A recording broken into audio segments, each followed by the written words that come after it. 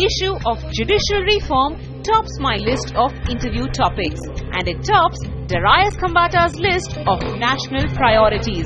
I ask him about the shift from the collegium system to a National Judicial Appointments Commission to appoint judges to the High Court and Supreme Court. You know, I think every system has had its time and place, and when it was introduced, the collegium system certainly had a lot of positives to it. I think it's now seen its day, and I am in favor of the Judicial Appointments Commission that is proposed. Yeah. I think the structure is now reasonably balanced. The two eminent persons don't have a veto power. There are always going to be complaints. There are always going to be people who are dissatisfied. But we've had so many complaints about the collegium system as well that it's a matter of let's give it a couple of years and see whether it works. I think it will. I'm optimistic that this will give a balanced approach.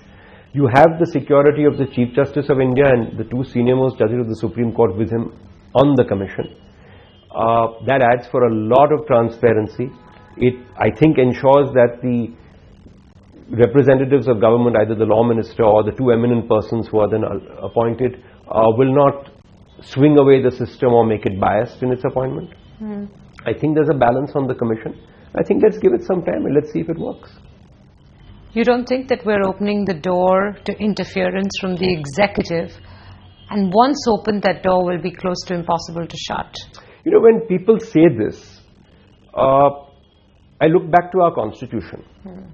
Our constitution requires the executive to appoint judges after consulting the Chief Justice of India. Of course, the Supreme Court has read consultation and has widened that, and ultimately has resulted in the collegium system as a form of consultation and binding consultation now. So the pendulum has been swinging. I don't think that this commission takes away much of the power of the judiciary. I think it gives them a very strong representation, 3 out of 6 on the commission. That's a balance. I would hope that the two eminent persons who are selected are also balanced people. I'm not pessimistic inherently, and I think we need to give this system some time to work. Every democracy has its own system. In the US, for example, it's unabashedly a political appointment to the Supreme Court. But that's how it is, unabashedly. That's right. Not this halfway measure. Look, the NJAC has drawn a lot of criticism, even in its reiterated draft where it's sort of evened out the balance and taken away the vetoes. It has drawn a lot of criticism, and there is, I think, the fear as well that we now have a majority government in place, one that has considerable strength, at least in the Lok Sabha, if not in the Rajya Sabha. And if you combine that with executive interference in judicial appointments, that you're going to regret it one day. You know, in a constitutional democracy, you will always have one arm or the other in ascendancy at any particular point of time. The whole ethos of a constitutional democracy is balance. You can't always reach the perfect balance and plateau at that point. You will have a bit of to and fro. I don't think that this commission doesn't allow for that balance. So I'm willing to give it a try. Okay. Judicial appointments is just one part of the reform that the judiciary in the country needs. I know this is a burning issue with you and something you wanted to address, the reason why you agreed to this interview. That's right. So I'm going to leave it open to you to talk about what you think some of the other important arms of reform need to be. You know, I think all our talk of development, economic development, will come to naught unless we can give the common man a judicial system which gives him recourse and makes him feel that he has recourse. Yes, to a large extent, in cases of social injustice, in cases of discrimination, there is recourse by way of public interest litigation. But I think we need to now give that recourse even to a dispute, a private dispute, a commercial dispute between two individuals, two citizens,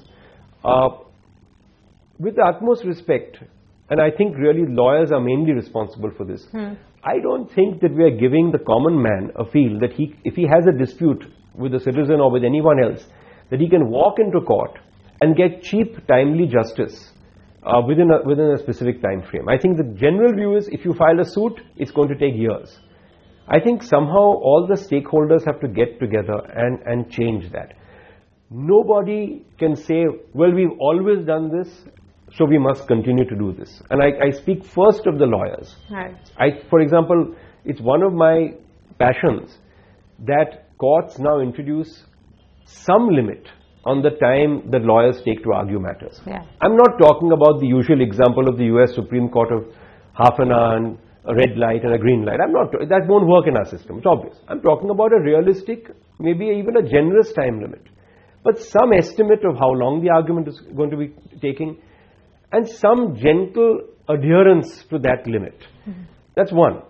Two, the pleadings that are filed in court today by lawyers, they are atrocious. I say this with most of the pleadings are now humongous. Especially in the high courts, you see, and in Bombay particularly, I think we've gone into this mode of a 100-page or a 200-page pleading. Any good lawyer will tell you it's not necessary. You can easily compress what you have to say into 20 or 30 pages. I'm not asking for a 5-page pleading. I'm saying 20 or 30 pages. If you can't state your case in 20 or 30 pages, it's not worth making, quite frankly. So some limit on pleadings, some limit on the structuring of arguments. Arguments are going on for too long. They're going on over too long a period of time. Written submissions must be encouraged. Written submissions before you orally argue, not after. There are various ways in which the system can be managed better. And I think the anxiety, hence, up to now, hitherto has been, let's give the lawyer the longest rope, the fullest opportunity, so he doesn't go away dissatisfied. In an ideal system where we have all the time in the world, that's great. But when we have a huge burden of arrears, when we have such a huge number of litigations coming into our system every year, we can't afford that luxury. We have to tighten up. So, Mr. Khambata, if these things are obvious even to someone like me who has never practiced or studied law, why is it that we haven't been able to move on any of this? I think it's perhaps unfair to say we haven't been able to move. There are a number of judges, several of them, who are doing a great job, and they are moving in this direction. Arguments before them are focused, they are involved in the case, there is some consciousness of time. But I think I'm again a firm believer that sometimes even a good judge may in the long run not do good for the system. Because if you have a good judge, you think everything's working fine. You don't see there's so many other cases which are not going well before other courts, and particularly subordinate courts. I think we've now got to translate the actions of good judges into a good or a better system. The procedures and systems now have to change. You would say that's priority number one? That is, to my mind, priority number one. Everything else will fall into place. But if you don't have a good judicial system and a system that gives you recourse, things are going to go in the wrong direction. Where do you stand on the tribunalization of justice debate? It evokes several emotional responses across those who work in law and judiciary. We've had one Supreme Court decision as of last year, 2014, which struck down the National Tax Tribunal bill as not being good enough to replace a court system. We have a resource problem with most our tribunals, and now we have this existential crisis. Where do you stand in this debate? I think tribunalization is good in general, but clearly you cannot transfer to a tribunal the ultimate power of judicial review that is reposed in a court under our Constitution, whether it be the High Court or the Supreme Court. So I think careful tribunalization is the order of the day. As the Supreme Court said, the National Tax Tribunal Act crossed a line. There are several other tribunals that the setting up of which has been upheld by courts.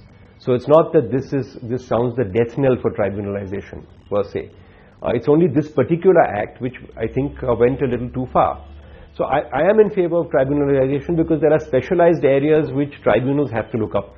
You have to set up tribunals who are specialized in certain fields. All that work really can't be done by the high courts and then ultimately by the Supreme Court. So in principle it's very good. I think we've been following it now for several years. But there are lines that can't be crossed.